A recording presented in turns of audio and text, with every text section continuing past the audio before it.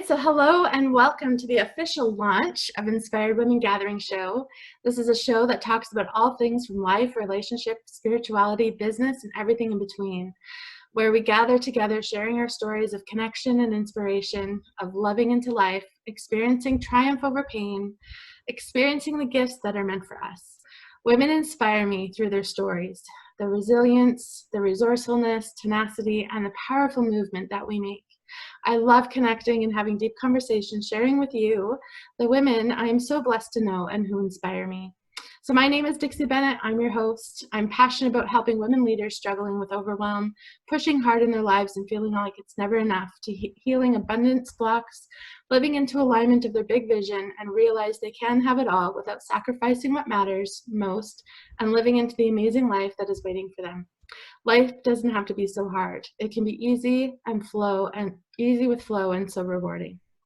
So I'm so excited to introduce to you my beautiful guest today, Ahana Lara, and her topic today is Path to True Abundance, and abundance is so close to my heart. So I'm super excited to dive in today. So I'm going to introduce you. Ahana Lara is a content marketing specialist and business transformation coach with over 20 years of marketing and communications experience, and a decade of helping solo and small business owners create high growth business online. As a marketer, she has worked on consulting projects with companies like The Body Shop, Autodesk, Panasonic, and Watson Singapore. Through her experience in marketing with big and small businesses, she has created market domination programs and services under Rise and Be Rich and Ahana Lara Coaching. She uses integrated content marketing, email marketing, and social media marketing strategies to help businesses create visibility, authority, and influence in the market, and help them generate leads effortlessly, convert offers quickly, and scale their business exponentially. Ahana believes in following a simple path, simple foundational marketing strategies that can create ROI for any business. So thank you so much, Ahana. Thank you so much for joining me today. So why don't you just tell us where you're coming in from? Where in the world are you? Well, first of all, thank you. I didn't realize this is your launch show, so thank you so much for having me on your launch show. Well, I'm here. It's early morning here in Gold Coast. I think it's probably late afternoon for you there in Canada, and that's the beauty of actually connecting and collaborating for people from all over the world, because we can do this at any given point in time and from anywhere. So yeah, I'm here in Gold Coast in Australia. And what else did you want to know? Where? And it's a Monday morning, and I am booked. So that's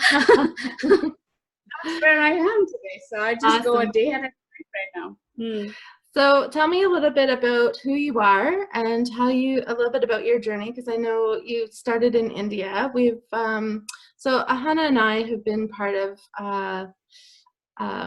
a group for the last I guess actually 5 or 6 months now, manifesting miracles, and that's how I got introduced to Ahana. And she's a bit of a magical character in this world as well, but she also comes from India, and I'm sure you have an amazing story. So why don't you share a little bit about who you are and how you came to be, especially into we definitely have some alignment in some of our paths, and you have entered into the business world a little bit differently than I have, and your background. Anyway, I'll let you tell the story. So why don't you tell us a little bit about who you are and how you came to be in Queensland and in your business and practice as you are today. It's a long story, Dixie. I'll give you a short version of it. Short version. Well, essentially, we are kind of like some of our journeys and our experiences. And the interesting thing is, as we go along, as things happen and roll into my life, it's really about us discovering who we truly are and what we are capable of doing. And that keeps changing. So who I am today and who I might be 5 years later would probably be, that's another version of me. Anyway, but I can tell you that back in, so I grew up I was born in Calcutta in India, and in a joint family. I lived in a house which had 40 rooms, and we had this massive family, all of us living in that house. It was a pretty magical house. So we were in one room, my parents and I, and then my brother came along. But I still remember, like have these memories. And one of them was, I was about 5, 6 years old, and I would wait for my father to come back home. We used to have this bright orange sofa. It was like massive bright orange sofa. And I would just sit, waiting for him, and he would come back home. He would get his tea, and he would sit down, and he, answered all my questions, my crazy questions. And I had some really big questions that, 5, 6 years old, and I would ask him things about, about the universe. Why is the sun this way? And why is the universe so big? And he would, tell me the universe expands every day. And I'd ask, why does it expand? I mean, it's so big. How does it expand? Where does it expand? And all kinds of fun stuff. Why do planets go around? But it was like I had a very magical, wonderful childhood, and adults around me supported that kind of wonder. But as I moved into, a teenager, and I wasn't the greatest kid, the sort of student in school, and there was all of that stuff. So I started learning rules. This is how things need to be. This is how things ought to be. And even though I wanted, like, there was a part of me that, like, I used to write poems in my math class. So all my math notebooks had poems at the back. So I had that in me, but I started losing it pretty rapidly. And then I always wanted to do something on my own. I was very entrepreneurial. At 16, I started working on the side, but then there was this other part of me which was like, oh, okay, I have to follow the rules. So in many ways, for about 20 years, in my 20s and 30s, I kind of went down the path of, let's just do a career. Let's, have a, so I had, I was married. I had my daughter, she was growing up. I had a career. So I went into very, let's just do things this way because that's the way it needs to be done. But at the same time, there was something pushing from behind. And it took a couple of, like, quite a few triggers for the spiritual awakening to happen again. So it took about 20 years for that to happen.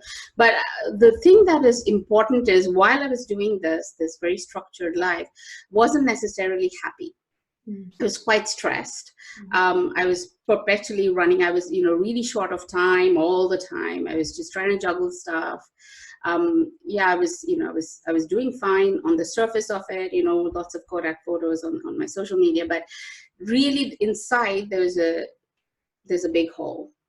And it took a few massive push. Life gave me quite a few, including an accident, which actually got me back into the spiritual journey, which then slowly brought me back to my crazy big question self, which then brought me back to, hey, I need to do something that gives expression to who I am. And that's how I really started my business. The first business wasn't all that, it was just to gain courage. But I've had 3 businesses, 2 failed business, because you learn a lot from failed businesses. Yeah. And my current business. So that's really how I came back, and that, in a way, brought me back to who I am and where I am today. Kind of long-winded way of putting it. Well, I know just from some of our conversations, one of the things, if I can share, you did a Akashic record reading, and that was a huge part for you. And I think, for me, I went into the business world first, and then I kind of swung into the spiritual aspect, and bringing spirituality and business kind of together. So, and sharing a little bit more about that pivotal moment. I know you said that you had an accident, and that kind of brought you back to, to asking those deeper questions and bringing you back more to yourself. Let's dive into that a little bit more. So tell me a little bit more about that pivotal experience, because it sounded like an awakening. Is that true? Oh, it came a few times knocking, and I didn't listen. So I've had those too. I wouldn't listen because, it's like, oh, let's get back to what you're comfortable with. And then we'd gone on a trip, and I actually hurt my knee. And then we came back to Singapore. So we were in Singapore at that time. And again, I didn't listen. So I pushed through the pain. And then a few months after that, I really snapped my cartilage. It was just gone. So I couldn't walk. And it took a long time before they could do the surgery, because I had a lot of swelling and all kinds of fun stuff. So I was almost, for about 9 months, I literally could not do much. Or I was pretty much in bed at a majority of the time, maybe on a wheelchair and maybe on sort of crutches. So it really limited my movement. I was alone in the house, and I had to deal with my thoughts and all of that pain, and literally nobody there, because my daughter would go off to school, no one else in the house. My ex would go to his work, so I was just by myself, me, myself, and I, and the pain. So one of the things that at that time I was questioning a lot, and one of the ways to sort of manage all of the things that was happening inside of me was to actually get into meditation. And that is what opened back up the doors for me. So I went into that, and then I started, of course, reading a lot of things that I was used to reading as a child, and I had stopped doing it. And slowly that started. So I'll give you one little story around here, which is so, it was a huge point of sort of turning point for me. So I was doing this meditation, but obviously nothing was happening. When you're in pain and you're in bed and you just like, nothing happens. But I kept persisting, because I had this sort of, again, that feeling, that calling, I need to persist. So I was doing that and doing that and doing that. And then one fine day I sat in the meditation, and I switched into this, inside my head, bing, there was this white light. And I was like, whoa, this is so peaceful. I'm just going to stay in here. I'm just going to enjoy myself. And I felt really connected. And I thought, now it's been 5 minutes. Let me get out of this now. And I did it. It's been 5 minutes. I've been in there. I couldn't even go in for 30 seconds at a time before that. So I come out of the meditation and look at my watch, and 45 minutes had gone by. I had I had zero sort of concept of time when I was in the meditation. And that really surprised me. And I said, okay, I have to learn more. So that's how it opened up. And then I followed a process, and I documented. I had tons of time journaling. So I journaled the process of the awakening process itself.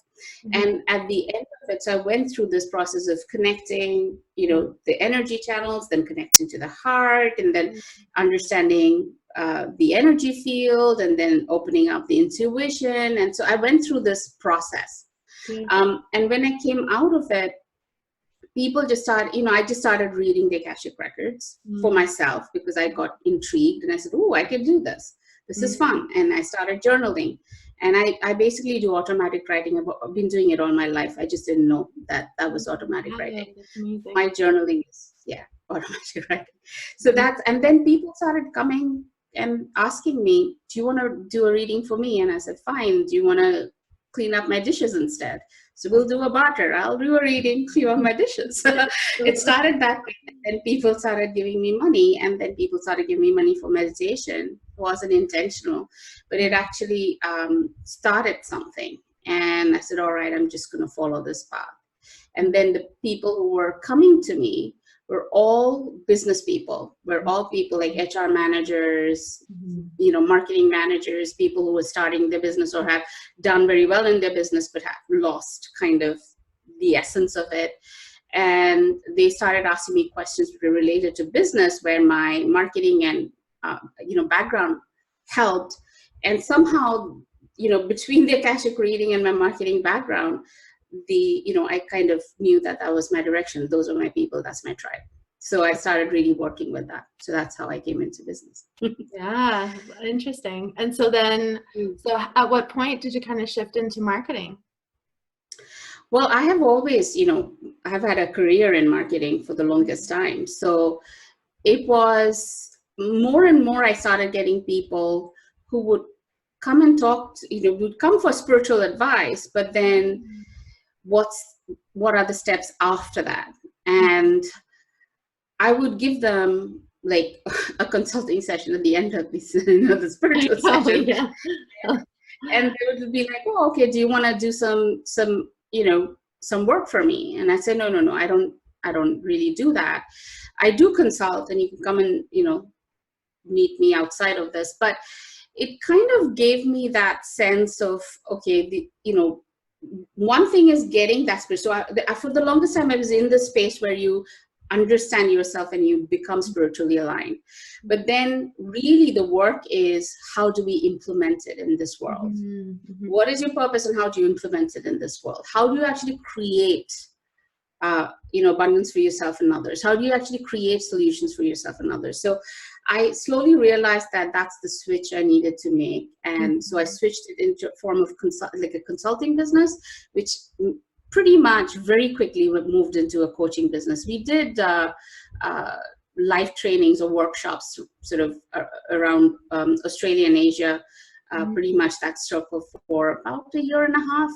And after that, I just said, you know what, I can't just go and run and do this. Let's just launch it online. So then the online part came into existence. Wow. And then did you find online just really effortless? Like, was it easy for you, or what kind of challenges came up for you? Well, it was easy because I knew the marketing, but the setting up was always easy for me.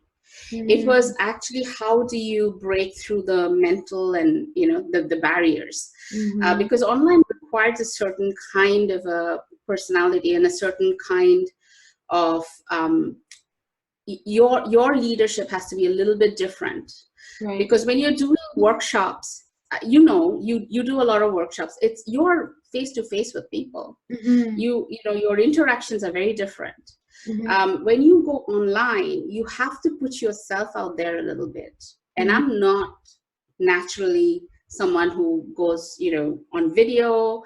I'm not somebody who I can do networking. I'm very good with networking, but I'm not very good with video. So I had to learn those aspects which I didn't I was a little bit weaker in, but I needed to put myself back on that space so as to reach the people who needed the help or who were asking the questions. So I had to bring myself up. I had to take myself up a notch. And I think it requires that adjustment in you and your, how you want to create this business online, and how many people do you want to reach. And how much do you want to help, and how much value you want to provide. And that was the working space for me, because that's where I had challenges. The setting up and the structuring and all of that was easy for me, because I've done digital marketing and communication for the longest time. So what prompted, how long have you been online for? So the business that we started was in 2013. Okay. So 2013, 2014, we started the first business, which was a blogging business. And then since then, it moved into a more coaching consulting business. So we've been online for a while now, about 7 years. And most of our work is getting our clients visible, creating their market authority, and then creating a structure that helps them hire 6-7-figure businesses. So plan that roadmap out for them. So that's really been the majority of the work, but it's really about your self-transformation as well, as a leader, as somebody who wants to go out online and do this. So especially with today, especially in this new world that we're finding ourselves to be a part of.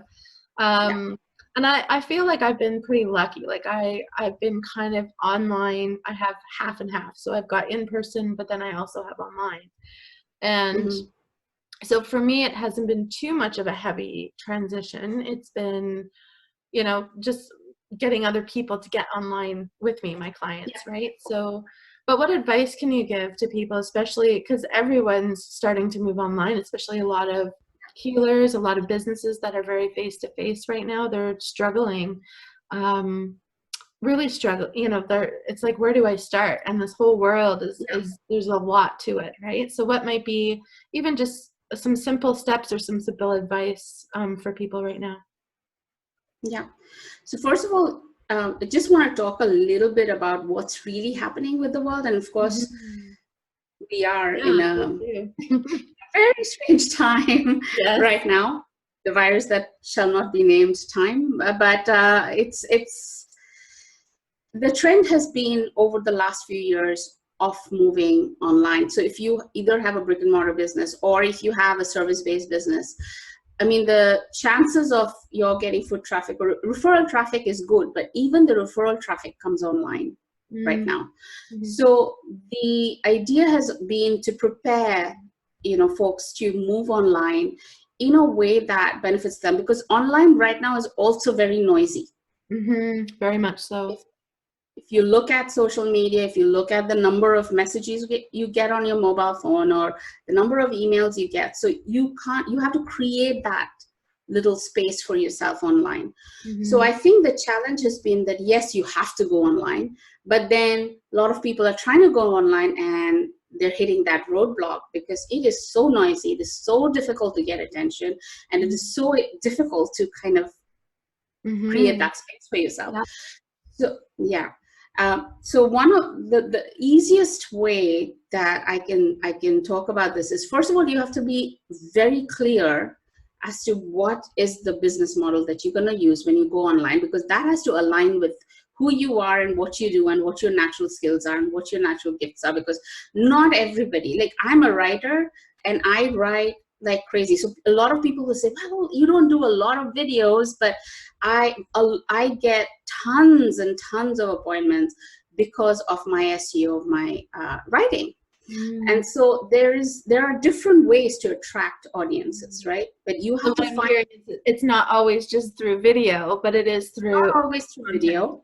Yeah, exactly. I have learned to do video because video connects me better with my audience, but my queries don't come through my video. They actually come through my written content. Right. And so you have to figure out what's the business model, what's the structure that actually works for you, right? And then that's the clarity you need to start, because otherwise you can never plan a roadmap to 6 figures. There's just no way. You will just keep staying round and round in the tactics. Oh, I'm going to build a list. Oh, I'm going to do this. I'm going to do this. So that's the first part. Then as you enter, you have to understand that people don't really care about their services or the products. They don't care about it because there's so much of it. They will sit and compare costs and things on their phone. What they do care about is the person and the energy of the person.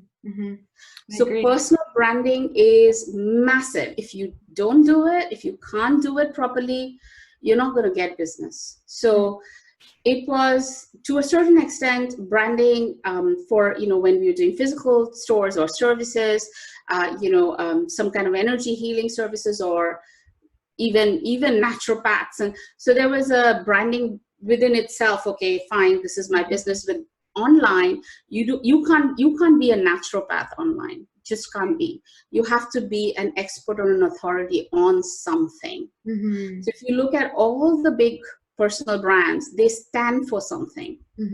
So the personal branding, just the virtue of personal branding yourself on the website, online, you will actually start attracting the right people to you. So that's the next step.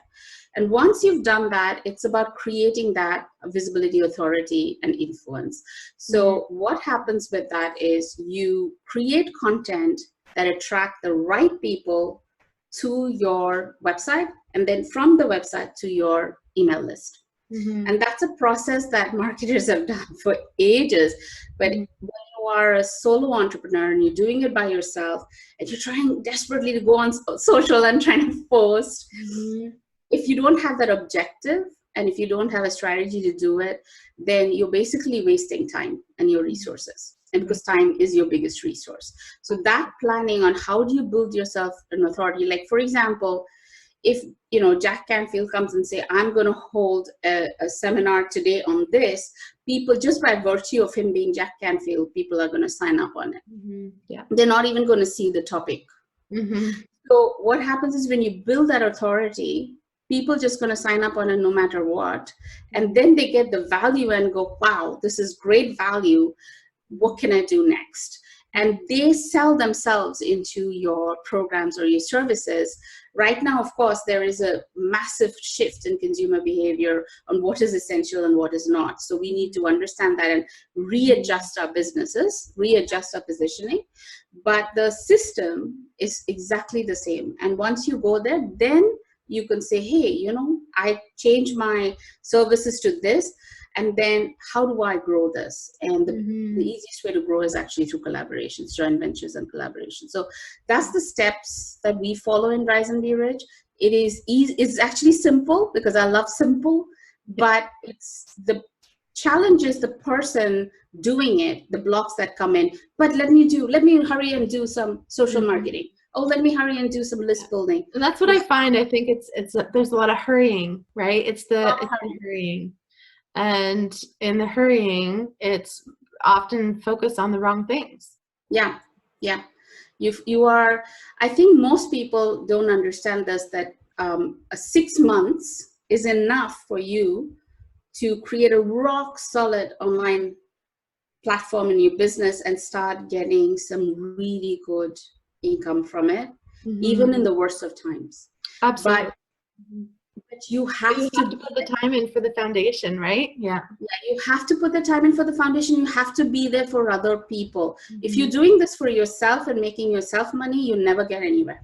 But if you're doing this for actually creating some value for your audience, and you really are clear about what that value is and who the audience is, you'll make massive you know, you will get leads and you will get clients. So that's through any time, doesn't matter what time.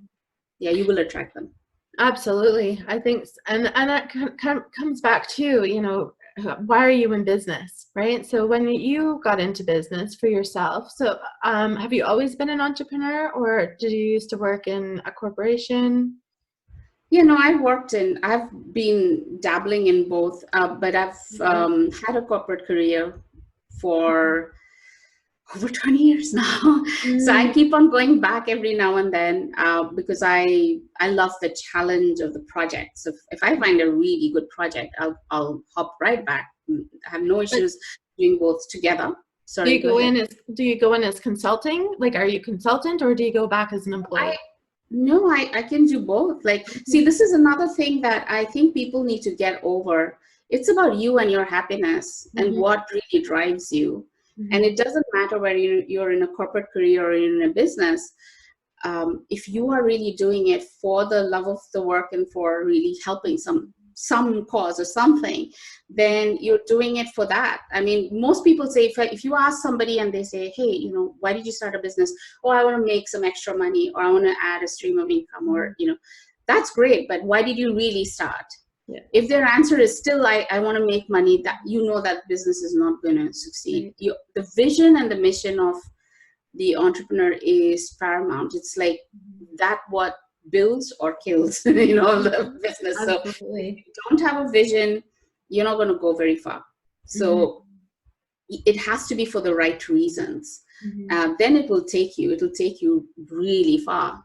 And the business, you can do it full time, you can do it on the side, you can do it as a, you know, a little bit, like you can create a system, you can create apps, there's so many ways of doing business. But the intention for the business has to be much more than just, hey, I want to make a lot of money. A lot of money only will come through if you can create real value. So it goes hand in hand. So focus on the value first and do it in any format. So I've had a corporate career, but I've had side hustles. I think from 2005, I think that's when I started doing my first side hustle. But fully moving into a business was more of a sort of transformation work for me. I wanted to get into business and really apply myself there more than a decision of leaving a job and starting a business. That makes sense. So what is your why? Why do you do the work that you do in the world? Well, for me, I went through so much of challenges with lack in finances, personal finances, creating wealth. I went through a lot, and like growing up, I had these big ideas, and then I had all of these things that I had to check, to tick off, and boxes that I had to get into. So it has always been freedom and creating that abundance for me, for personally, but also then helping others do that. It is huge when you have the freedom of choice. Like, a lot of people think a business means I'm doing a few, these services and I'm getting paid for it and I'm independent. So there is one level of business, which is just moving into self-employment and finding financial independence. If you look at Robert Kiyosaki's The Four Quadrant, I don't know if you're aware of that. That's self-employed. But self-employed and somebody working in a job is almost the same. It's the same, because you're still trading hours for dollars. And you move slowly from there to actually becoming a business owner. A business owner is all about leverage. And so these are phases. These are transition phases. And when you experience it, that's what you go and teach. You want to go and teach that to people. So when I experience the leverage, which means that I can have multiple businesses or multiple streams in my businesses, help, like, instead of 100 people, I can now help, 10,000 people. And I can do that in a way that doesn't, cost me my time and gives me better revenues and helps those people create, more value in the world. Wow, that's leverage. So that's the next stage. And then the next stage after that is to create financial freedom. So financial freedom and financial independence is two different things. Financial freedom is that you're actually living in a way that everything is already supplied for. So a lot of investments that actually give you the returns, and you're not actually working to get those returns. They're automatically happening. So we tend to use financial freedom, passive income, these terms pretty loosely. But when you look at leaders, they're very, they really don't need to work anymore. So all the work that they're doing, all the videos that they're doing, the series that they're bringing out, the courses that they're bringing out, all the events that they're doing, they don't need to do it. They're doing it from being of service because they have financial freedom, not financial independence. They have freedom. They have stuff invested which can, carry them on in this life, even if they don't do anything whatsoever. So all their work is for service. So we need to understand these differences. There are 4 stages, and we need to go through those stages. And then when you get to the place of financial freedom, you're automatically doing everything for service, really. Yeah, I love that. Beautiful. So have you had like a mentor or anyone that really kind of inspired you or helped you along the way? I've had mentors every step of the way. Really, I will always advise people, please have a mentor for every step of your journey. But who was that one person? Who was even just thinking back to being younger, like who was the person who helped you kind of get on the path, or who really kind of held space for you, or kind of showed you the way? Well, it's an interesting thing for me because I've always followed my own guidance. So I've always had a very, very powerful inner guidance or inner compass, and I will always follow that. And then as I go through the different parts of the journey, the teacher will come for me. So sometimes as a spiritual teacher, I have, landed up in meditations and in ceremonies with, monks. I've landed up in ceremonies with all kinds of, practices and energy healers and all kinds of people. And then I've landed up with, mentors in the mind space, sort of like mind training and brain training and productivity training and that kind of space. And then my business mentors I've had 3, 4 in the last few years. I've had 3 or 4 of them help me in different parts of my business, specifically to create something, like, for example, create my courses, to get my marketing up to speed, or to understand how to create, say, virtual events. So I've had different people helping me in different aspects of my business. But through all of this, the inner guidance is very strong. And then within my family, I have a few anchors that I go back to actually brainstorm things. Like my brother is one of them. And my brother can be very, very difficult at times in terms of his thinking, and my thinking can go, right, 2 directions. But he's a business owner, and he's created an incredible, successful design business. And he's done that. He's 7 years younger to me. So I will go back to him and I will ask him, and he will either, give me suggestions, or he will completely go the other direction and trigger me like nothing else. But I know that that's the right kind of trigger I need to think that. So inner guidance always, and then find the people to help you. And all of my teachers, I'm so grateful for them, and they've been quite a few, and continue to have them. I at this time have 2 mentors right now. Beautiful. So it's always important to have mentors and peers, because you get that perspective, and that's the fastest way you can move, and the fastest way you can break your blocks and move forward. I've heard it's interesting working in the coaching industry, the healing industry, and that kind of thing. Very much like you, I've had many coaches. I still have coaches to this day, and I can never visualize myself without one, to be honest, because it's nice to be invigorated. And I find too, as we go forward, I'm more specific now on who I'm working with, and pulling in for very specific aspects of my business. And I think that's just the energy of growth. Like, I've been in my business now for 10 years, and I've found that I've been, there was this kind of a turning point where I'm like, oh, I don't need such a generalized coach anymore. Now I'm ready to go more specific, right? Exactly. Or that mentor, right? Or mentors versus a coach, 2 very different, again, very different experiences. And I've had some people say, well, I don't want to be dependent, right? I don't want to be dependent on someone. And it's like, well, I believe that in order for us to move, and I call it the pathway to feminine prosperity, is that we have to do it collectively. It's not about being isolated and doing things alone anymore. Yeah. It is about collaboration, and we need the gifts of other people to help us rise up in the areas that maybe we're weaker in, or not quite sound and foundational, especially as business owners. Going back to what you said, a business owner doesn't always have the skill set of sales and marketing. They just want to be the technician and just do, they want to just do the business. They don't want to do all the other aspects that are included and incorporated in a business. And, there are, the business of growth. You need to leverage. You have to leverage your time and leverage your community, resources, joint venturing, all of those things, super, super important. Yeah, that's right. And it goes both ways. So when you're looking for a coach or a mentor, you need to ask the question, which area do I see the gap? And then who can help me fill that gap? And also, like for me, when I go out into business, that's why, I can do Akashic reading even now, or I can do meditations teaching even now, but I focus on one thing, because that's where I find that at this point in time, and this point in my life, I can give the highest value.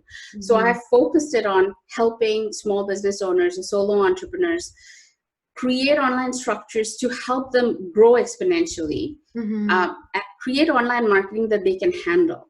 Right. They can work with it, because that will give them the growth both at the personal and then financial and then business growth level. So for me, that's the area of specialization. So you have to specialize. Don't be a generalist. You have to be a specialist. And that's when you you start actually getting the right people, both in terms of when you're looking for mentors and when you're offering coaching or consulting or services. Absolutely. So I want to go back to, because you mentioned that you had 2 failed businesses, and I'm just curious, what did you go through when you had those failed businesses? How did you manage it? Because I know, especially now, I'm seeing it with a lot of entrepreneurs. They're like, do I keep my business going? Do I do a different business? Do I just close down? We're in it. The world is in a reset right now. And so, there's the buzzword pivot. So everybody's being called to pivot right into a different direction. I think we need a different word, because the pivot is getting old already. But I mean, it's a reality, because we're so focused. The train has left the building and we're going this way. And all of a sudden it stopped, right? We ran out of track is almost kind of the feeling, right? And I literally felt it energetically. And now our focus is turned to, what are the resources that I have right now? What do I need to focus on? But going back to, you having the two failed businesses, what did you personally go through? How did you manage it? How did you manage the pivot? And how did you reset or set yourself up to keep moving forward? Yeah, I'll give you one of the stories, which is kind of crazy one for me, and that was when I was doing pretty successfully in my business in Singapore. Successfully in the sense that our revenues were good, our cash flow wasn't all that great. Mm-hmm. So, but we had achieved a certain amount of revenues, which the next step would have been to, hey, let's look at why, the revenues versus profit. So we were there, but then my marriage ended, and it was like 18, 20 years of collectively having all of that stuff, and it just ended.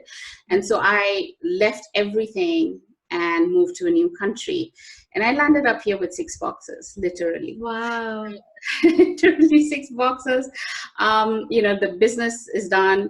I had no idea what I was going to do, and I just had to sort of handle it. I just had to deal with it.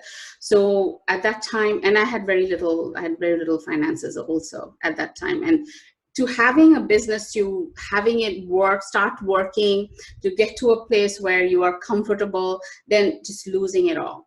And we have gone through these kind of experiences in life. All of us have, in several people in several situations. Mm-hmm. So when that happened, of course I was sad and upset, and, but one of the big things that came out of it was I actually found my strength and my courage again.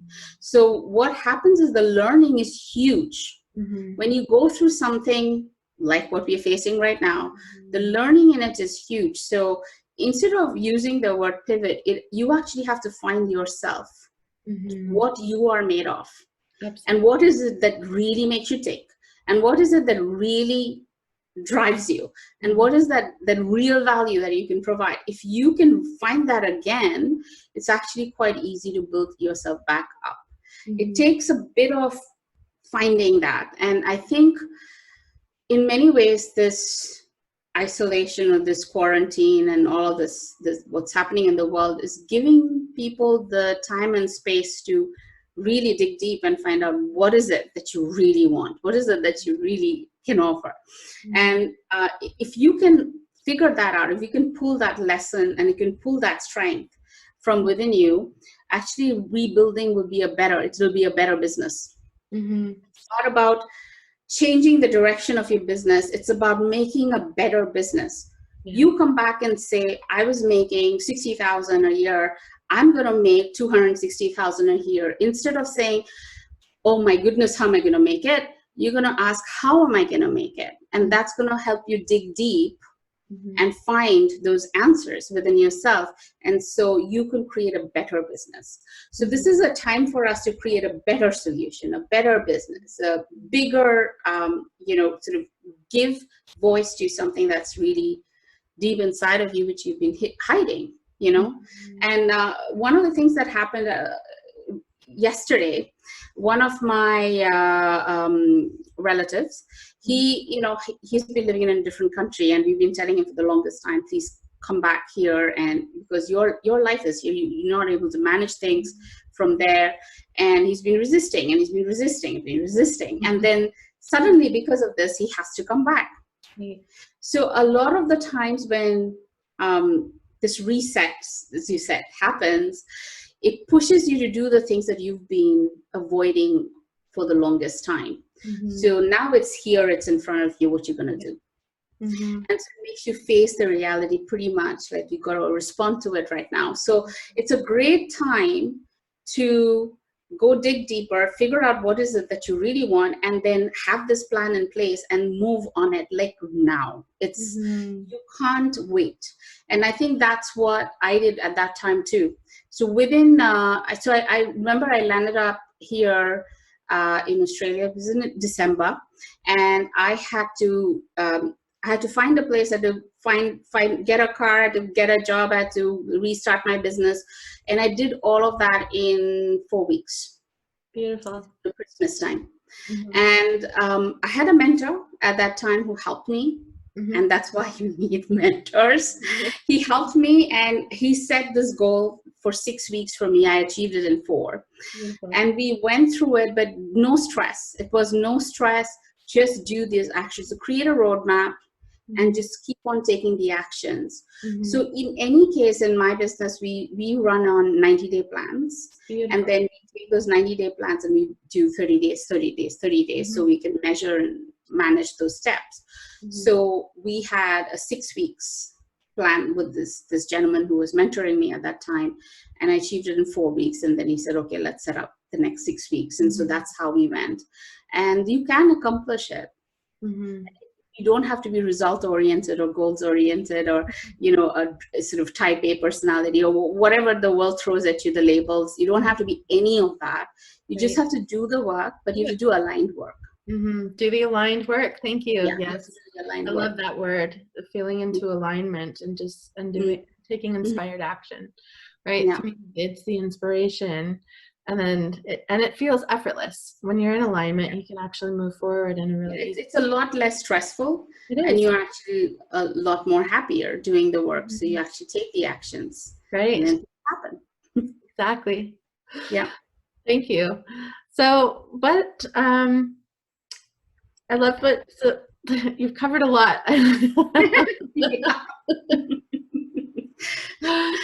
So what would you say? So I know you shared a little bit about automatic writing, and I know that's been an important piece in conversations that you and I have had as well, and especially in our other group. So what are some of the things that you specifically do to keep yourself motivated, to keep your vibrations high? So do you have any daily routines or sacred rituals that you practice and implement? Yeah, I've kind of mentioned it, I think, through these conversations, that my focus is always alignment first, roadmap second, and then action. So my day is scheduled like that. Not necessarily the only way or the right way, but it helps me a lot because I'm a very sensitive, I'm energy sensitive, tremendously energy sensitive. So I'll pick stuff up all the time. And so for me, it has really, sort of much better for me to create that kind of schedule. So I will wake up in the morning and I'll do my meditation and my own journaling, which is the automatic writing. I'll do that in the morning, early morning. And I like doing it as the sun comes up. I love it. I love spending the time seeing the sun come up. That's my kind of like my morning ritual. And I take my morning photo of the sun coming up and I enjoy myself with it for the rest of the day. And then I actually move into structured writing. So I might have some meetings, like today we have a few meetings early in the morning, but I usually have a structured because I'm a writer. So whatever it is, your craft, you can do that, but have a time for it, because that's where your body gets used to it and the inspiration comes and you write. So a structure for sort of a time structure for writing. And once that's done, I actually go and look at my roadmap. So I kind of assess what's worked, what's not worked, what's happening with my business. So I'll look at it, not for very long, but I'll look at it for a little bit and then plan the rest of my day. And usually I'll have from the previous day, I'll already know what the plan is. I just want to make sure that I'm not wasting any time or resource in doing things that don't actually benefit either my audience or me. So I'll make sure I'm on the right track. I feel good. I feel aligned. And then I just do action.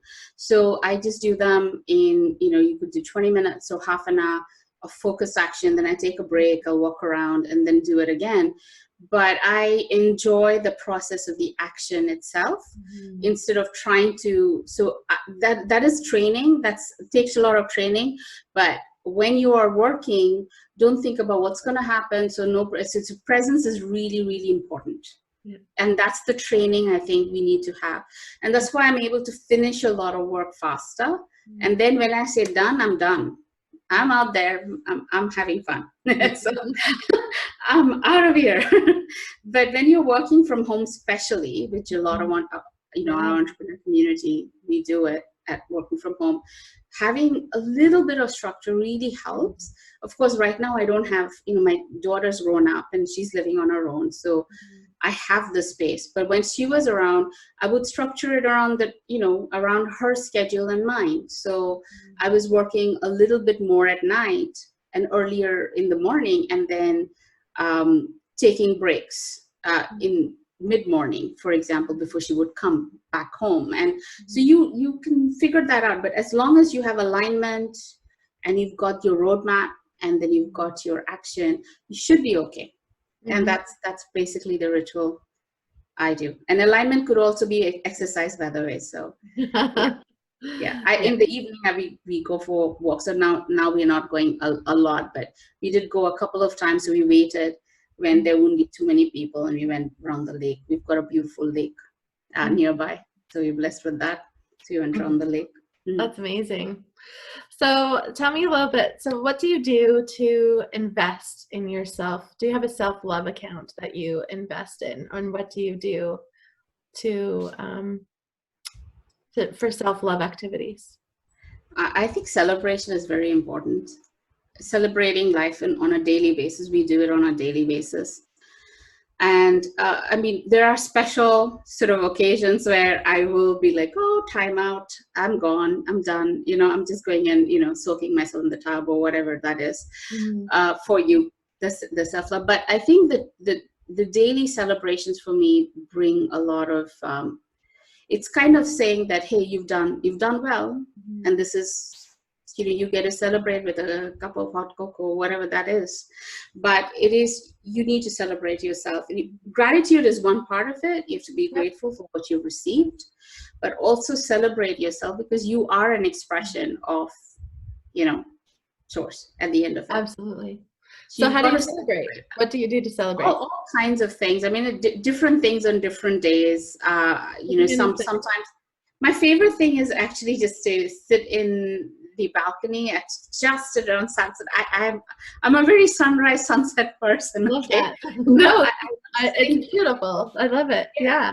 And I love sitting with my like a cup of tea and reading something that really motivates me, or something simple like that, or with my partner taking that walk and having that time and space.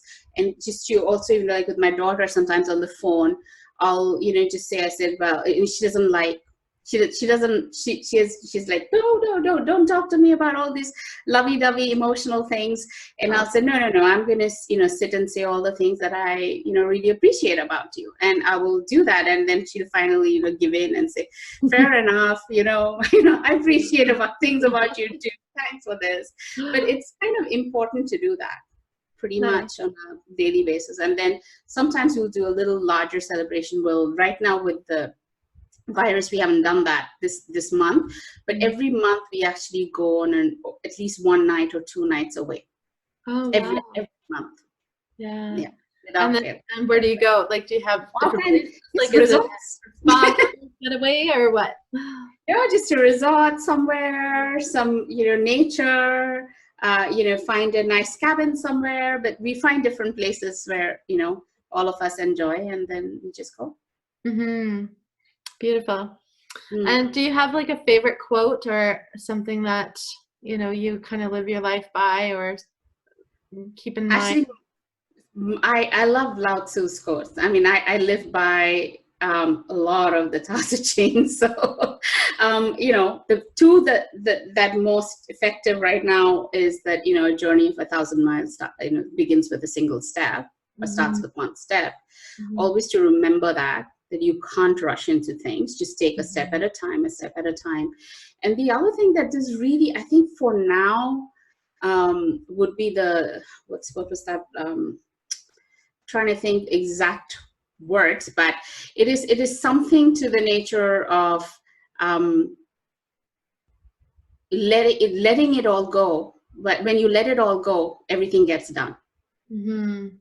So it's kind of like that allowing. So I think a lot of people are like, oh, what do I do next? And I have to do this, and and pushing myself and getting really stressed about not completing your task. But you just let it go. and say, I'm just going to focus on the action, not think about what next, what next, what next. That creates anxiety. But if you can just let it go and just keep doing what you're doing and being in the flow, you'll actually find that things get done. That's another one of my favorite quotes from Lao Tzu. Beautiful. Thank you. I love Lao Tzu. That's awesome. So any final advice or anything else to wrap up our time together that you want to share? Well, you've asked some beautiful questions. I hope this gave people some value. Just during this time, really would be mindful about where you're spending your energy, where you're spending your focus, because at the end of the day, you're the only one who's in charge of your own reality. And which is very interestingly, like I can say, I've got a WhatsApp group. I've got several WhatsApp groups. I've got a WhatsApp group where there's about 36 people, and everybody's talking about, how things are getting worse. And then I can see 2 people talking about how things are getting better. And I'd rather focus on how things are getting better, not because I'm not aware of how things are getting worse. I'm aware of it. But you're in charge of your own health, you're in charge of your own immunity, you're in charge of your own destiny, you're in charge of your finances right now. And if you're going to put that oxygen mask on yourself, then you can put it on someone else, but you've got to do this for yourself first. So if you're a small business owner and if there's something that I'm sure, Dixie, you're doing your part and I'm doing my part, if there's any way we can help, connect with us, because that's the only way you can reshift your focus back to this is what I want to do, this is how I want to move forward. Because when you do that, then you can help someone else. If you're you can't do it. That's the only thing. Be mindful of where you're spending your energy and your time and your money right now. I would say fill your cup first. Have to. Yeah. Absolutely. Well, thank you so much, Ahana. This has been such a beautiful time together. I always love our time together, and I look forward to many more experiences with you. Thank you, everyone, for watching and being with us. I hope you enjoyed this episode, and please share it out with the community so we can continue to bring light, love, and hope to the world. And until next time, abundant love to you. Thank you. See you. Bye. Bye.